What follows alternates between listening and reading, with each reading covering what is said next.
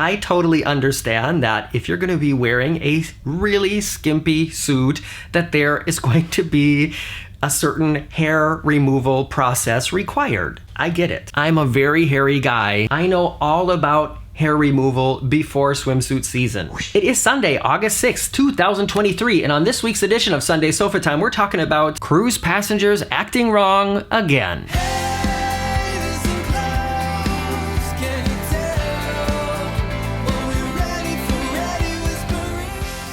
Welcome back to the very unofficial travel guides. I'm Morgan. I travel all around the world to popular and not so popular tourist destinations to give you a very honest, unofficial look at what it's like to be there. And I am currently on the Costa Smeralda, a very gigantic cruise ship from Costa, which is the Italian brand of Carnival Cruise Lines. We're cruising around the Mediterranean. It's 96 degrees outside, and I only have a day left on the ship before I disembark in Barcelona. And it's kind of become a tradition of mine when I do a cruise to observe how other people are acting on the ship, and if I see some fun, positive things, or if I see some horrible, negative things, I talk about it. This is going to be one of the videos focusing on the horrible, negative things, but as always, if any of you out there watching this video happen to be one of the people I'm talking about in this video, first of all, I'm sorry. And second, act right. And the first thing I want to talk about, I made a list here, is people bringing their kids into the adult-only areas. I'll be mentioning this in an upcoming video that you'll see in this series. People were asking me on Facebook, is there an adults-only area? Is it enforced? Is it as nice as other ships? Yes, there is an adults-only area, including a pool, a hot tub, and a sun area with I think it's four big hammocks. There are signs and ropes like blocking this area off. You literally have to walk around sort of a little barricade where it says in several languages that this area is adults only, but somehow people don't seem to see that. And I have, unfortunately, now that the cruise is almost over, I have seen a lot of kids in the adults only area. And what I said in the video that I recorded a couple days ago that will definitely be going online after this video is, personally, I don't really mind little kids in the adults only area as long as they're not acting like little kids. If you bring your kid into the adult area and they are quiet and they are reserved and they're just sitting on the lounge chair or whatever, reading a book or playing on their iPad, they're not screaming, they're not doing cannonballs, they're not doing all those things that they should be doing like in the regular pools that everybody can go to. If they're acting like that, then personally, I'm fine with it. However, it has unfortunately not been like that, at least not all of the families that I've seen in the adults only pool. And in fact, I saw one family, mom, dad, and two little girls. They were in the sun deck area, and the mom and the dad were using the two hammocks to push the kids back and forth like it was a swing set.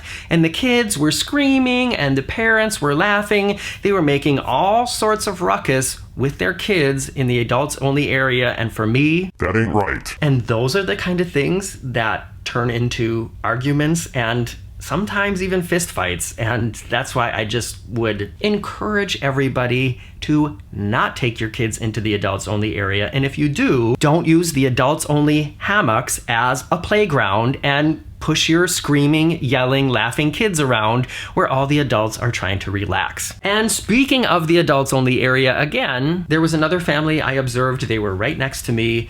They had brought their little girl into the adults only area. At first, I thought, okay, this is exactly the kind of kid and behavior that's fine. In the adults only area, there's, I think, 4 sun beds on each side, that are like beds, and then a lot of sun chairs everywhere. But these beds are a hot commodity. I think you have to get up really early and throw your towels on there if you want one. And this family had one. It was a mom and dad, or maybe it was even grandma and grandpa, and then a young girl who's probably like 9-10 years old. And this girl was just hanging out on the lounge chair. I think she had an iPad, she had headphones on. She was chill, she was quiet, it was all good. This is what I don't like about the couple's behavior, and that is, I realized after hanging out next to them for a while, and a lot of these things I observe probably just because I travel on my own a lot, and when you're on your own, the other people are what distract you. You know what I mean? That's what I'm looking at, is everybody else, because I'm not with somebody that I'm talking to or interacting with. Anyways, so this couple not only were taking up one of the coveted beds for their family, but I realized, and this ship is really full, it's really hard to get a deck chair at any time in the afternoon. Not only did they have the bed, but they also had 3 deck chairs reserved. So they had like 2 of their towels on the bed, and then they had like 3 towels on the deck chair. That's just not right. Don't act that way. So self-consumed. So that's when I stopped liking this couple, even though their daughter was behaving well in the adults only area. People, why do you do this? I mean, I understand that when you're traveling, you're on vacation, or, you know, if you call it, you're on holiday, and you feel like you kind of want to let yourself go, but don't forget about everybody else around you. Don't just leave your manners at home. The next story I want to talk about has to do with people acting rude in the main dining room. And by the way, if you like stories of things going right and horribly wrong while traveling, I wrote a book called Getting Stitches on a Cruise Ship. It tells stories about my life before I started doing YouTube full-time, how I made the switch, and then there are 10 real life events of things that have happened to me around the world, including getting caught with a knife in my bag at airport security, and that wasn't the worst thing I had in my bag. So if you want something fun to read and you want to give me a little extra support, check out Getting Stitches on a Cruise Ship. It's available on Amazon now. All right, I have been going to the main dining room for dinner every night. That's not because I think the food in the main dining room on this ship is so spectacular, although it is very, very good, including the desserts. It's more because what they offer in the buffet is very minimal, and so I figure I might as well just go to the main dining room, because then at least I'll be full, even if it's on desserts. And there's been a couple that's been sitting next to me for 2 nights that have been pretty rude to the main dining room staff, but they're not rude to the staff in their face.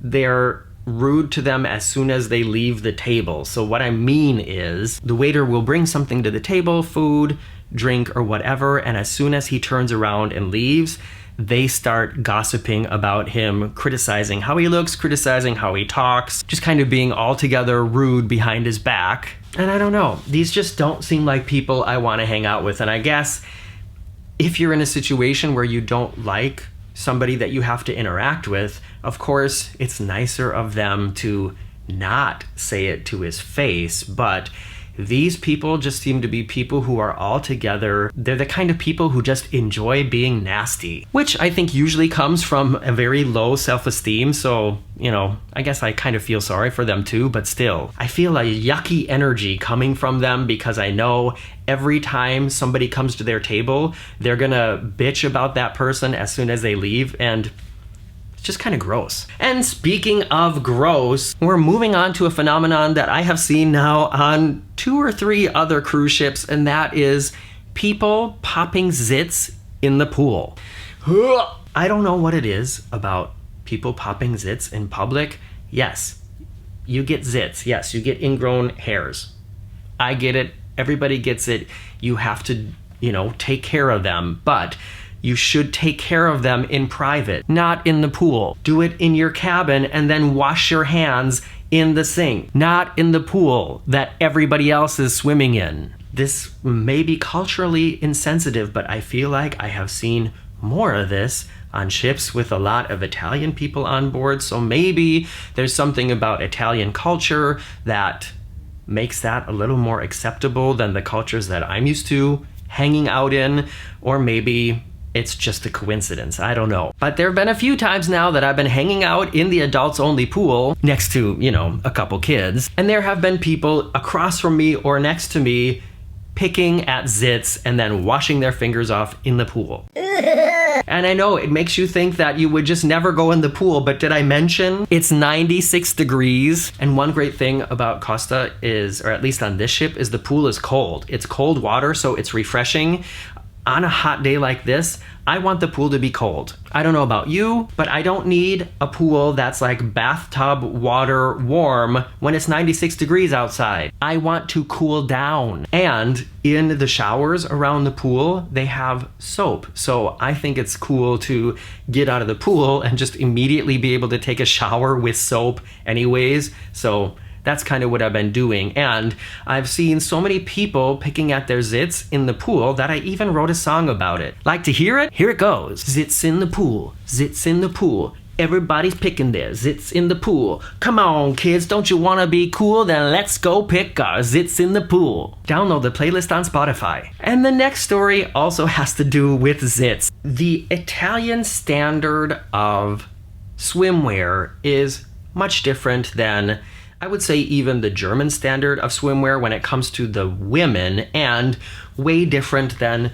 most of the American people that I have seen or hung out with on cruises or traveling. So there are a lot of people on this ship who are wearing very tight and very skimpy bathing costumes. Wow. Men and women, and that's fine. I mean, I guess that's fine. I think you should wear whatever swimsuit you feel comfortable in, and you know, I have been to clothing optional beaches.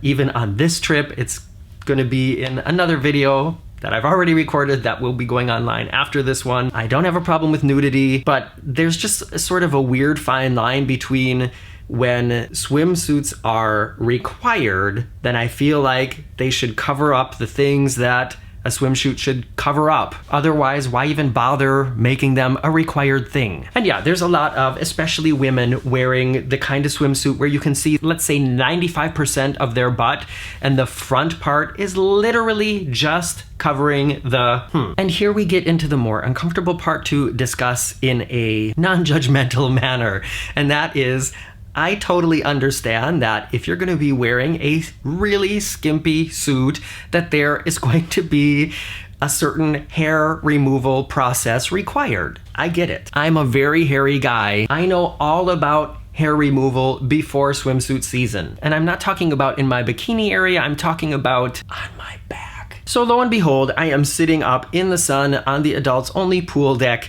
and there is a woman laying next to me, like in the pool. So I'm sitting on the edge of the pool, the wooden edge that's above the water, and then there's another ledge that goes around the deeper part of the pool that has, you know, like that much water in it.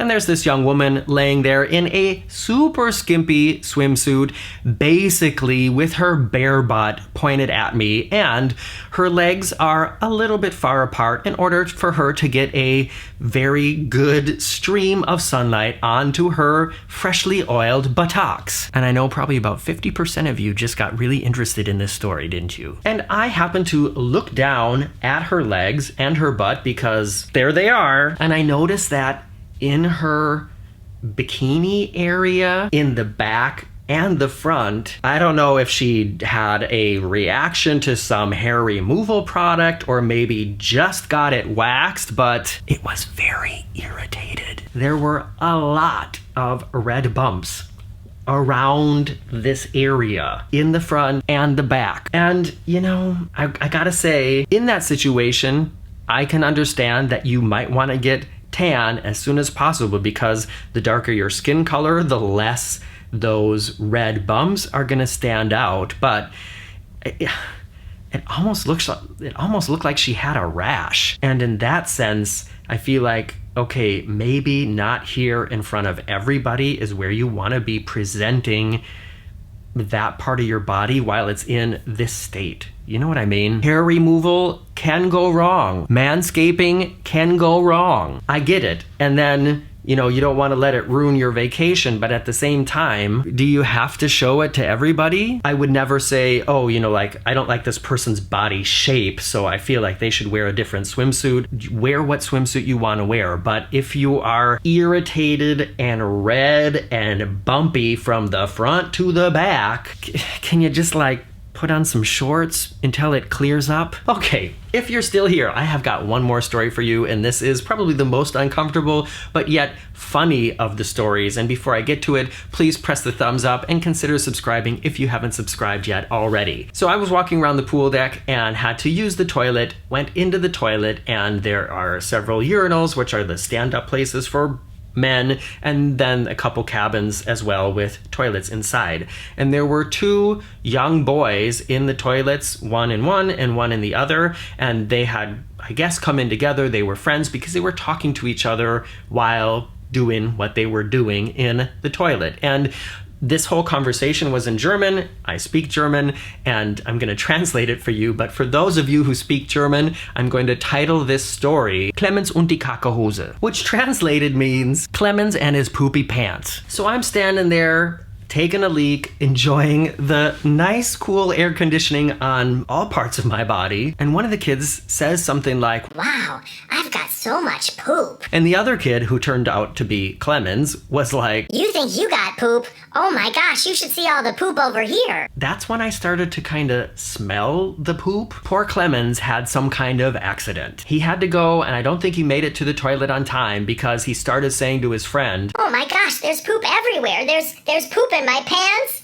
You gotta come see this. There's poop in my shoe." So his friend came out of his cubicle and went into the other one and also was like, "Oh my gosh, man, that's a lot of poop. I think I should go get your mom." Clemens said, No, don't get my mom." And that's where I jumped in and said, hey, you guys, if you really are full of poop like that, then it's probably better to get your mom, and please, please, please, don't go back in the pool. There was another guy in there who also happened to be German at the same time, and he chimed in and also said, yes, don't go back in the pool. Then the little boy came out who was not Clemens with his poopy pants and looked at both of us and said, yeah, I think I'm gonna go get his mom. The other guy said, yeah, that's probably a good idea. And I said to Clemens, who was still in the cubicle, don't worry, buddy, just let your mom come help you clean it up, and remember, don't go back in the pool. And I've wondered until this day, whatever happened to Clemens und seine Kackerhose? And that is your Sunday Sofa Time for today. Thank you for spending this part of your Sunday with me here in Savona on the Costa Smeralda. If you watch this today on Sunday or whatever day you're watching it, I'm Morgan from the Very Unofficial Travel Guides, and I look forward to seeing you back here soon. Bye-bye.